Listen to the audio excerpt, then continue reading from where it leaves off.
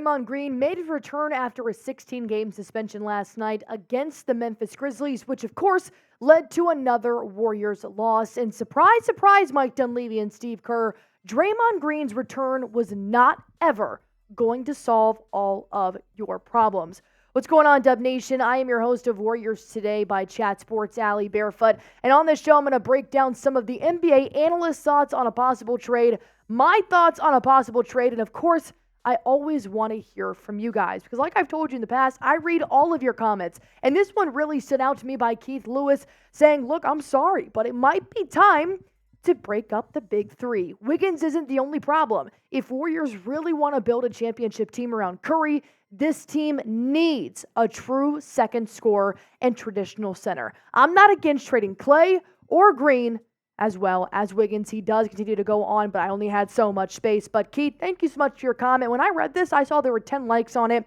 and I'm reading it, I'm like, I'm not against that either. So that's what this video is about. Trading either Klay Thompson or Draymond Green, because like Mike Dunleavy said, everybody is on trade talks except for Steph Curry. So before I dive into anything, I just want to start this video off asking for your opinion because it means the world to me.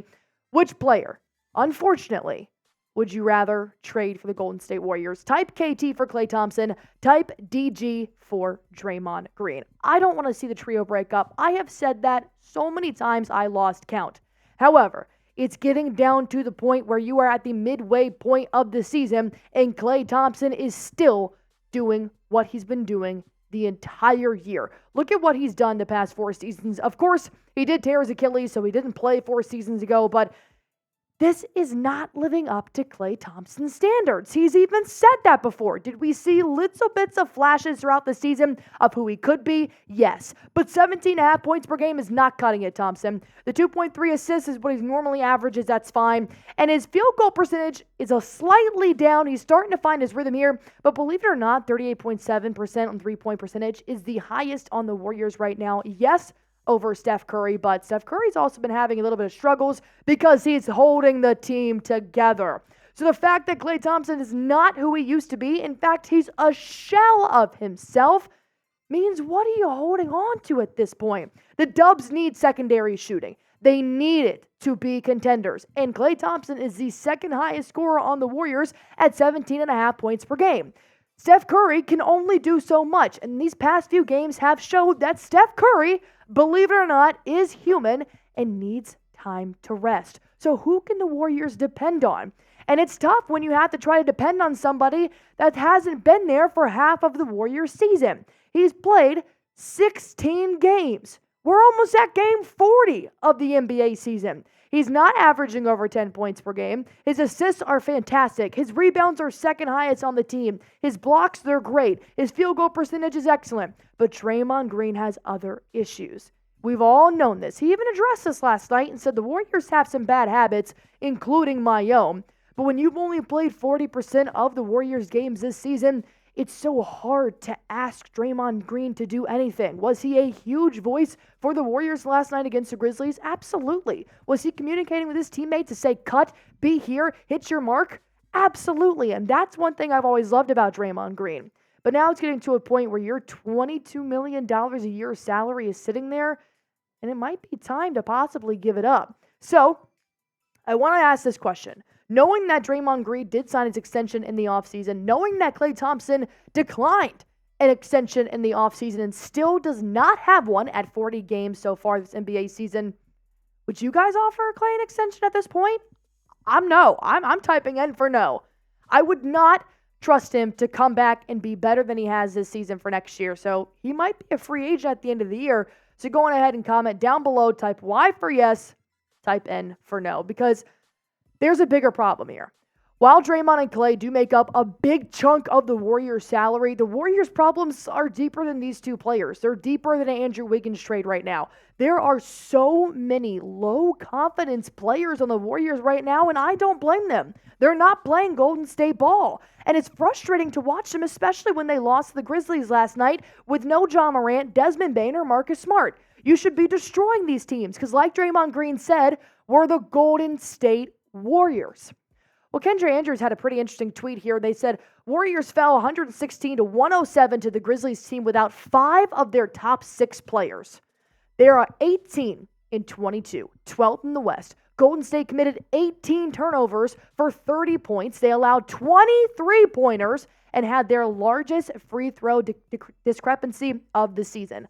9 of 10 to Memphis's 28 of 36. These are issues that the Warriors have been dealing with since last season. The turnovers, the fouling. It's getting to a point where there is no guidance on this ball team.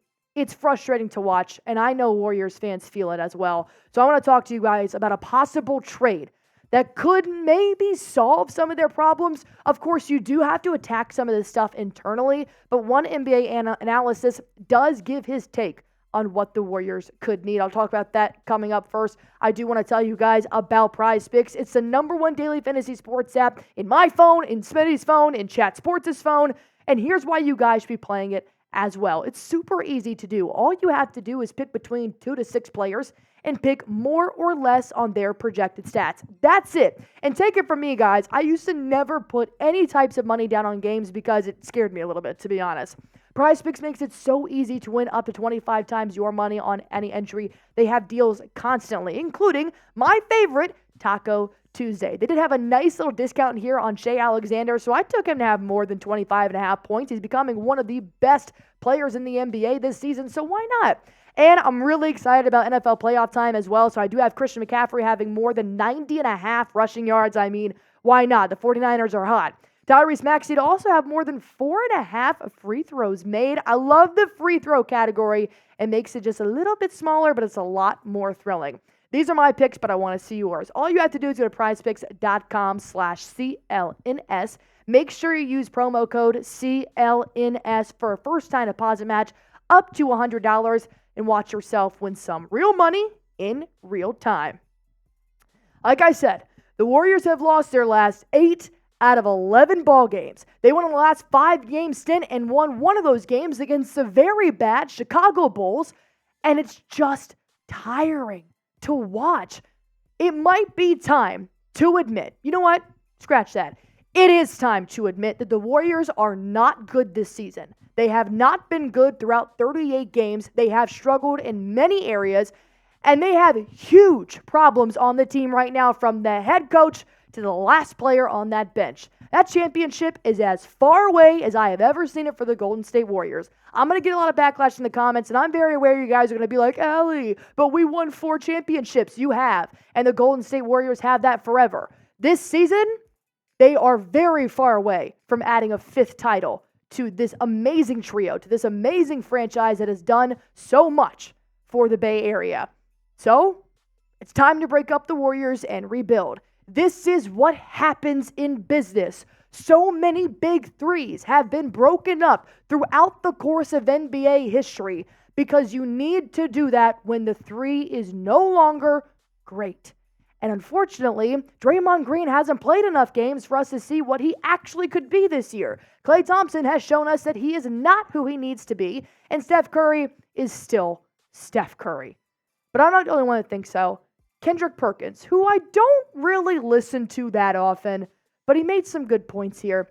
When you look at the body language of Klay Thompson, it's time to make a change. You cannot have your emotions and feelings tied for so long, and that's what we're seeing right now with the Golden State Warriors. Their emotions are in place. They're saying, man, we're so emotionally attached to Klay Thompson, we're so emotionally attached to Draymond Green, when the fact of the matter is both of them need to be traded, both of them. Klay and Dre. Do you guys agree with this? I know I'm not the biggest Kendrick Perkins fans when it comes to his analysis, but this is a good point in the sense that you see Klay Thompson on the bench with a towel over his head. You hear Draymond Green's frustration in press conferences, and Steph Curry looks like he just needs a vacation. Tell me why or why not you guys do agree with Kendrick Perkins, and if you don't, then why don't we hear from some of the Warriors players on how they feel about this season?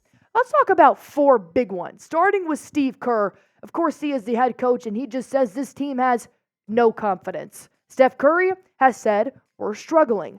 Draymond Green said last night, we have no pride. Klay Thompson has said there is a deflated mood in the locker room. These are all snippets of quotes that all four of these people have said throughout the season. Very few have there been positive reactions, and normally it comes against a big-time win against the Boston Celtics or somebody that's actually doing well this season, and then all of a sudden everybody's like, are the Warriors back? It's ebb and flow the entire year, and Dunleavy's going to be forced to make some huge changes after a losing season, because as of right now, they do not look like a Warriors that are going to have a winning season. It's either going to be a deadline trade or an offseason shakeup, and that could mean front office to the G League. It could be big changes. So why not just salary dump now? If you haven't offered Klay Thompson an extension, if you're not sure of where Draymond Green's future will lie in the NBA regardless, the man said he wanted to retire a couple weeks ago. Thankfully, Adam Silver talked him out of it.